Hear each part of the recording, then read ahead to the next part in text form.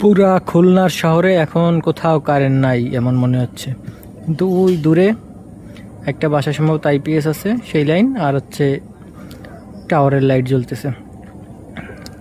আর ওই যে দূরে আর একটা হয়তো লাইট দেখা যাচ্ছে আফসা আফসা, এই দুইটা টাওয়ারের লাইট দেখা যাচ্ছে। আর আশেপাশে তেমন কোথাও আলোর ছিটে ফোটাও নেই।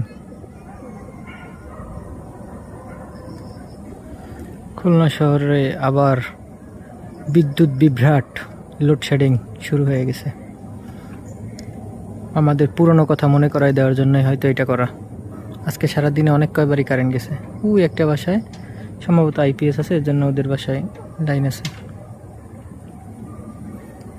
তবে এরকম কারেন্ট গেলে আমাদের পুরনো স্মৃতি মনে পড়ে, যে কোনো এক সময় আমাদের প্রত্যেক দিন এরকম কারেন্ট যাইতো। এই বছর এই ফার্স্ট সম্ভবত।